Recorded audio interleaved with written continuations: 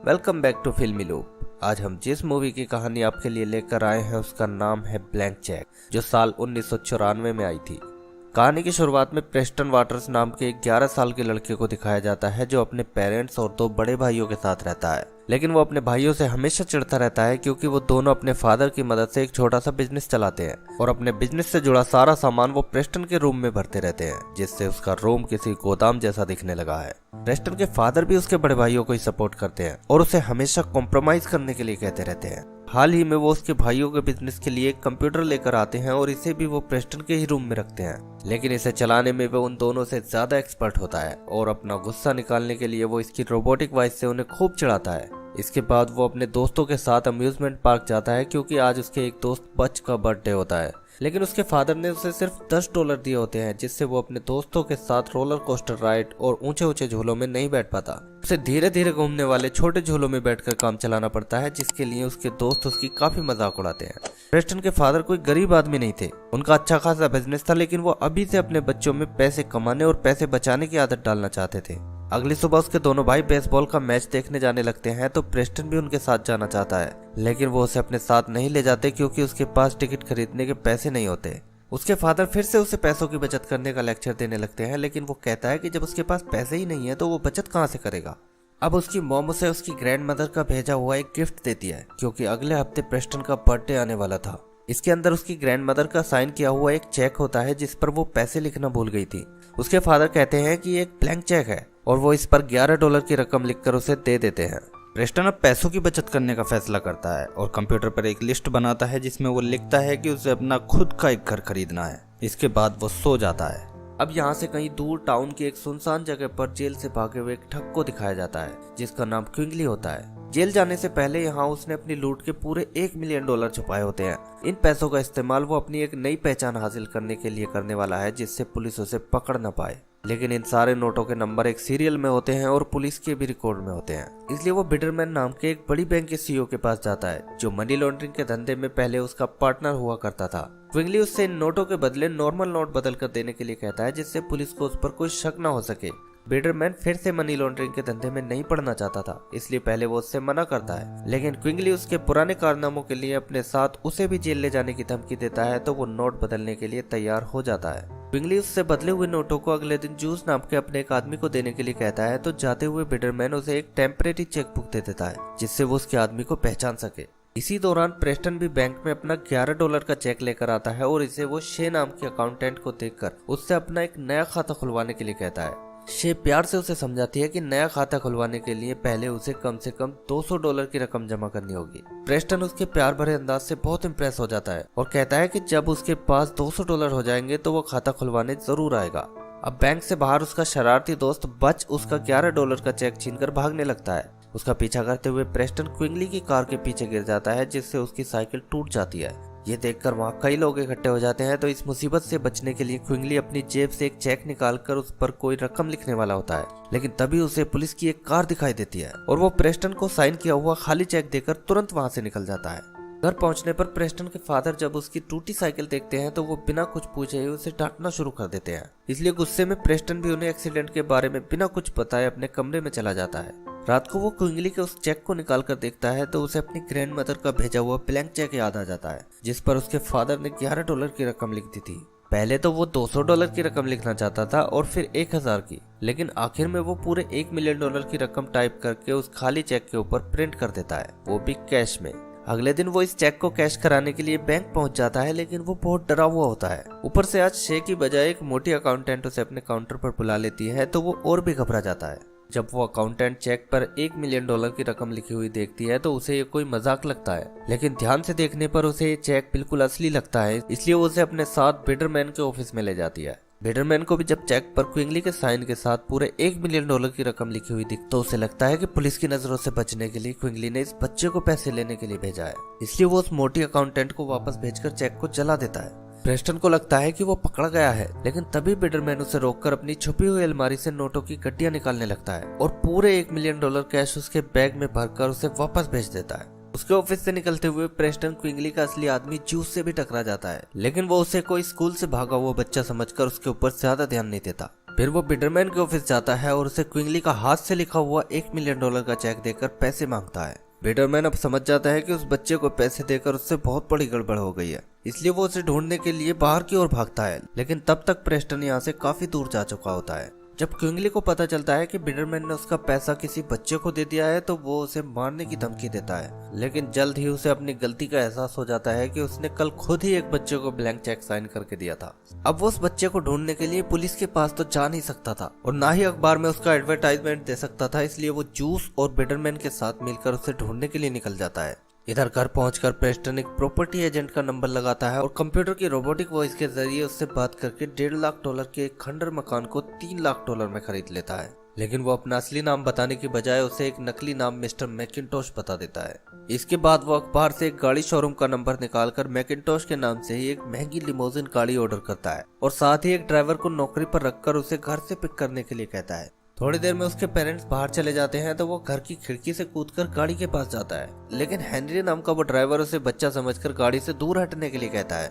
ये देखकर प्रेस्टन नोटों की एक गड्डी उसकी ओर उछालता है तो वो ड्राइवर चुपचाप सलाम करके उसे गाड़ी में बिठाता है और फिर उससे कोई सवाल नहीं करता। लेकिन फिर भी प्रेस्टन उसका शक दूर करने के लिए बताता है कि वो मिस्टर मैकिंटोश के पास नौकरी करता है और ये गाड़ी उन्होंने उसे काम के लिए दी है।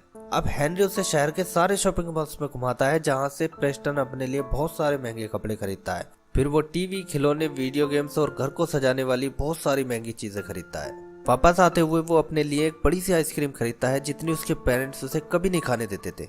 यही नहीं, वो अपने ड्राइवर हेनरी को भी गिफ्ट में एक शानदार घड़ी देता है जिसके लिए हेनरी उसका शुक्रिया करता है। रास्ते में उसे बैंक अकाउंटेंट शे दिखाई देती है तो वो कार रुकवा कर उससे कहता है कि उसने पैसों का इंतजाम कर लिया है और वो कल अपना खाता खुलवाने के लिए बैंक आकर उससे मिलेगा। वो शे को भी वही सेम कहानी बताता है जो उसने हेनरी को बताई थी कि वो मैकिंटोश नाम के एक अमीर बिजनेसमैन के लिए काम करता है। उसके जाने के बाद शे एक गाड़ी के पास आकर उसमें बैठे आदमी से प्रेस्टन के बारे में बात करने लगती है और यहाँ पता चलता है कि शे पुलिस की एक एजेंट है जो बैंक में काम करके मनी लॉन्ड्रिंग का धंधा करने वालों को पकड़ने के मिशन पर होती है। अगले दिन प्रेस्टन के फादर अपने काम पर जाने लगते हैं तो देखते हैं कि पूरे रास्ते में बहुत सारी गाड़ियां खड़ी होती हैं, जिनमें से कुछ वर्कर फर्नीचर, टीवी, खिलौने और बहुत सारा सामान उनके पड़ोस के खंडर मकान में ले जा रहे होते हैं। ये देखकर वो चिल्लाने लगते हैं, लेकिन आगे जाकर वो देखते हैं कि उनका सबसे छोटा बेटा प्रेस्टन उन लोगों को ऑर्डर देकर ये सारा काम करा रहा होता है। पूछने पर प्रेस्टन उन्हें बताता है कि अपने बड़े भाइयों की तरह उसने भी पैसा कमाना शुरू कर दिया है और वो मिस्टर मैकिंटोश के लिए काम करता है जो कुछ दिन में उनके पड़ोस में आकर रहने वाले हैं। फिर वो कहता है कि वो मिस्टर मैकिंटोश को नहीं जानते, लेकिन मिस्टर मैकिंटोश उन्हें और उनके काम के बारे में सब कुछ जानते हैं। ये सुनकर उसके फादर खुश हो जाते हैं क्योंकि एक मिलियनेयर के साथ जान पहचान से उन्हें काफी फायदा हो सकता था। अब उनकी गाड़ी निकलवाने के लिए प्रेस्टन जैसे ही ऑर्डर देता है तो सारे वर्कर तुरंत रास्ता छोड़कर खड़े हो जाते हैं और उसके फादर उसका ये रुतबा देखकर हैरान से उसे देखते रह जाते हैं। इसके बाद जब उसके नए घर का सारा काम पूरा हो जाता है तो ये बच्चों के किसी अम्यूजमेंट पार्क जैसा दिखाई देता है जिसमें एक रेस ट्रैक होता है और कई सारे बलून हाउस और झूले होते हैं। इसके अलावा उसके पर्सनल ऑफिस से स्लाइडिंग के सहारे जुड़ा एक स्विमिंग पूल और कई सारे वीडियो गेम्स भी होते हैं जिन्हें वो अपने ड्राइवर हेनरी के साथ खेलकर खूब मस्ती करता है। दूसरी ओर क्विंगली, बिटरमैन और जूस को दिखाया जाता है जो प्रेस्टन को बच्चों के खेलने और घूमने वाली जगहों पर ढूंढते फिर रहे होते हैं, लेकिन अभी तक उन्हें वो कहीं दिखाई नहीं देता। मगर अब तक ये खबर पूरी कॉलोनी में फैल जाती है कि मैकिंटोश नाम का कोई अमीर बिजनेसमैन उनके पड़ोस में रहने के लिए आने वाला है।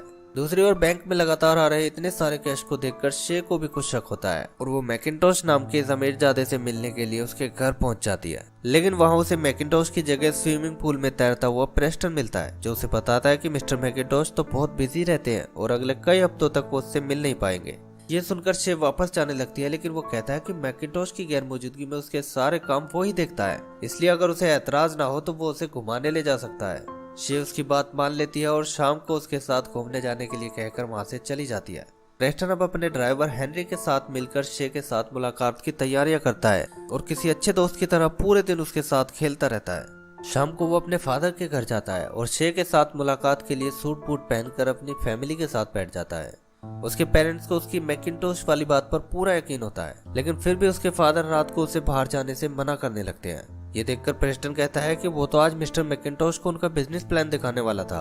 उसकी ये बात सुनकर उसके फादर तुरंत पलटी मार लेते हैं और उसे अपने बिजनेस प्लान की कॉपी देकर जल्दी से बाहर भेज देते हैं। अब रात को वो शे को अपने साथ एक शानदार रेस्टोरेंट में डिनर के लिए ले जाता है। डिनर के दौरान शेफ बार बार उससे मिस्टर मैकिन्टोश के बारे में जानने की कोशिश करती रहती है, लेकिन वो बात को घुमाकर उसे एक महंगा नेकलेस देता है और कहता है कि ये मिस्टर मैकिन्टोश की तरफ से उसके लिए एक गिफ्ट है। फिर वो उसे एक पार्क में पानी के फव्वारों के बीच ले जाकर उसके साथ खेलने लगता है, लेकिन तभी उसे ढूंढते हुए क्विंगली, बिडरमैन और जूस आ जाते हैं और उसे पकड़ने के लिए आगे बढ़ते हैं। प्रेस्टन भी उन्हें देख लेता है और वो शे का हाथ पकड़कर तेजी से दौड़ता हुआ अपनी कार में बैठ जाता है और उनके आने से पहले ही वहां से भाग जाता है। शे को उसके साथ खेलकर बहुत मजा आता है और वो इसके लिए उसका शुक्रिया करती है। प्रेस्टन भी उससे दोबारा मिलना चाहता था, इसलिए वो उससे झूठ बोलकर अपने बर्थडे को मिस्टर मैकिन्टोश का बर्थडे बता देता है और उसे पार्टी में इन्वाइट करके घर चला जाता है। अगले दिन वो एक पार्टी ऑर्गेनाइजर को बुलाकर बात करता है, लेकिन वो एक शानदार पार्टी के बहाने उससे बहुत सारा पैसा ऐंठना चाहती थी। फिलहाल वो उससे $10,000 एडवांस लेकर वहां से चली जाती है। इसके बाद वो वीडियो कॉल करके हेनरी को अपने साथ खेलने के लिए बुलाता है, लेकिन हेनरी आज अपने दोस्तों के साथ कहीं जा रहा होता है। इसलिए अब प्रेस्टन अपने दोनों भाइयों को भी मैकिन्टोश की नौकरी पर रख लेता है, जिनमें से एक से वो गाड़ी साफ करवाता है और दूसरे से बॉलिंग करवाकर बेसबॉल खेलता रहता है। लेकिन जब वो भी चले जाते हैं तो प्रेस्टन अकेला पड़ जाता है और अपने किसी भी खिलौने और गैजेट्स में उसे कोई मजा नहीं आता। अब वो अपनी साइकिल लेकर पास के एक पार्क में जाता है, जहाँ बच्चों को खेलता देखकर वो अपने पुराने दिनों को मिस करने लगता है, जब वो भी अपने दोस्तों के साथ यहाँ खेलने आया करता था। तभी उसकी नजर अपनी ओर आती हुई कार पर पड़ती है, जिसमें क्विंगली, बिडरमैन और जूस होते हैं। उन्हें देखते ही प्रेस्टन अपनी साइकिल लेकर वहां से भागने लगता है। वो तीनों उसे पकड़ने की काफी कोशिश करते हैं, लेकिन वो उनके हाथ नहीं आता और उनकी गाड़ी को दूसरी गाड़ियों के बीच फंसाकर वहां से भाग जाता है। लेकिन तभी उन्हें प्रेस्टन का दोस्त बच हाथ लग जाता है, जो उसका एड्रेस बताने के बदले उनसे पैसे मांगने लगता है। लेकिन क्विंगली उसे कोई पैसा नहीं देता और एक बिल्डिंग की छत से लटकाकर उससे प्रेस्टन का एड्रेस उगलवा लेता है। अब बर्थडे पार्टी की रात आ जाती है और प्रेस्टन तैयार होकर पार्टी में जाने लगता है, लेकिन जाते हुए उसके दोनों भाई उसे चिढ़ाने लगते हैं और कहते हैं कि शे सिर्फ मैकिन्टोश की दौलत के लिए उससे प्यार से बात करती है, वरना वो उसकी ओर देखेगी भी नहीं। उनकी इस बात से प्रेस्टन उदास हो जाता है और हेनरी से इस बारे में पूछता है, लेकिन हेनरी भी यही कहता है कि वाकई कुछ लोग सिर्फ उसके पैसे की वजह से उससे प्यार से बात करते हैं। ये सुनकर अब प्रेस्टन का दिल टूट जाता है और वो उदास सा मुंह लेकर पार्टी में पहुंच जाता है। लेकिन यहाँ सिक्योरिटी गार्ड उसे बच्चा समझकर किसी भी गिफ्ट को हाथ नहीं लगाने देता, क्योंकि उन सबको आज मिस्टर मैकिन्टोश का इंतजार होता है। प्रेस्टन को यहाँ का खाना भी बिल्कुल अच्छा नहीं लगता, क्योंकि उसे पिज्जा और आइसक्रीम पसंद थे, लेकिन यहाँ इनमें से कुछ भी नहीं होता। दूसरी ओर शे और उसकी टीम को दिखाया जाता है, जो ये पता लगा लेते हैं कि मैकिन्टोश नाम के किसी भी आदमी का कोई रिकॉर्ड नहीं है। वो अंदाजा लगाते हैं कि ये कोई क्रिमिनल है जो मैकिन्टोश नाम से अपनी एक नई पहचान बनाना चाहता है। इसलिए आज वो पार्टी में जाकर उसे गिरफ्तार करने का प्लान बनाते हैं। इधर पार्टी ऑर्गेनाइजर प्रेस्टन को $1,00,000 का बिल पकड़ा देती है, जिसे लेने के लिए वो अपने ऑफिस जाता है। लेकिन यहाँ आकर उसे एहसास होता है कि उसने अपने सारे पैसे खर्च कर दिए हैं और अब उसके पास सिर्फ $400 बचे होते हैं। ये देखकर वो परेशान सा अपनी बड़ी सी कुर्सी पर बैठ जाता है कि तभी उसके फादर वहां आ जाते हैं और कुर्सी पर मिस्टर मैकिन्टोश को समझकर वो कहते हैं कि आज प्रेस्टन का बर्थडे है, इसलिए हो सके तो वो उसे जल्दी घर भेज दे। फिर वो कहते हैं कि पिछले कुछ वक्त से वो देख रहा है कि प्रेस्टन बहुत ज्यादा वक्त काम पर ही रहता है और ऐसा लगता है जैसे पैसा उसकी जिंदगी में सबसे इम्पोर्टेंट चीज बन गया हो। लेकिन आज इसके लिए वो अपने आप को ही जिम्मेदार मानते हैं, क्योंकि गरीबी में पलने की वजह से उन्होंने बहुत छोटी सी उम्र में पैसा कमाना शुरू कर दिया था और यही बात वो अपने बच्चों को भी सिखाने की कोशिश कर रहे थे। लेकिन अब उन्हें एहसास हो गया है कि इस तरह वो अपने बच्चों से उनका बचपन छीन लेंगे, जैसे उनसे उनका बचपन छीन लिया गया था। उनकी ये बातें सुनकर प्रेस्टन की आंखें आंसुओं से भर जाती हैं और उसका दिल करता है कि वो अभी अपने फादर के सीने से लिपट जाए। प्रेस्टन जल्दी से उनके पीछे बाहर की ओर भागता है, लेकिन तब तक वो जा चुके होते हैं। फिर वो उनके पीछे जाने के लिए अपने ड्राइवर हेनरी को ढूंढता है, लेकिन उसकी गाड़ी के साथ वो भी उसे कहीं नजर नहीं आता। ये देखकर प्रेस्टन उदास हो जाता है और अपने आप से कहता है कि पैसे के बिना कोई किसी का दोस्त नहीं होता। अब वो फिर से अपने ऑफिस आ जाता है कि तभी शे अंदर आ जाती है और उससे कहती है कि वो उसे एक बहुत जरूरी बात बताने आई है, वरना वो एक बहुत बड़ी मुसीबत में फंस सकता है। लेकिन प्रेस्टन गुस्से में उससे कहता है कि उसे उसका नेकलेस मिल तो गया है, अब उसे और क्या चाहिए।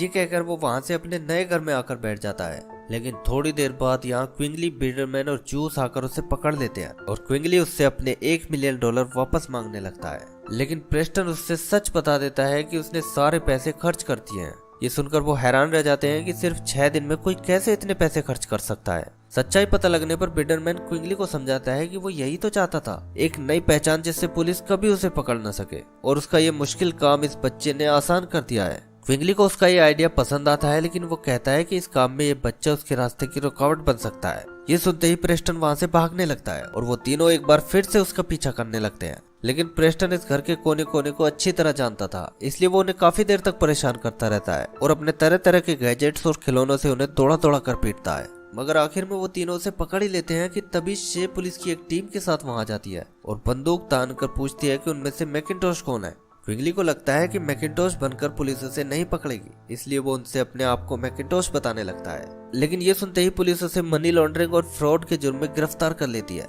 साथ ही पीटरमैन और जूस को भी उसका साथ देने के जुर्म में गिरफ्तार कर लिया जाता है और प्रेस्टन को बिना किसी पूछताछ के जाने दिया जाता है। लेकिन वो इस बात से दुखी था कि शे अब उसकी गर्लफ्रेंड नहीं बन सकती। शे प्यार से उससे कहती है कि अब से 10 साल बाद अगर वो उसे कॉल करेगा तो वो उससे मिलने जरूर आएगी।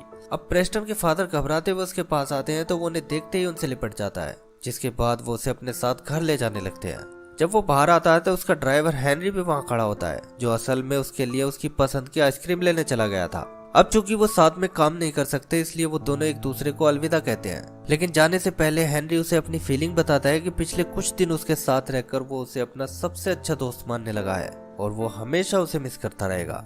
इसके बाद प्रेस्टन अपने फादर के साथ घर आता है तो देखता है कि उसकी मॉम और दोनों बड़े भाई उसका बर्थडे केक लेकर खड़े होते हैं, जिन्हें देखकर वो बहुत खुश हो जाता है। अब उसके फादर उससे अपनी बर्थडे विश मांगने के लिए कहते हैं तो वो इमोशनल हो जाता है और कहता है कि उसे कुछ नहीं चाहिए, क्योंकि उसके पास हमेशा से वो सब मौजूद था जो उसे चाहिए, और वो है उसकी फैमिली। इसके बाद वो खुशी में केक पर लगी कैंडल्स को बुझा देता है और इसी के साथ ये मूवी एंड हो जाती है।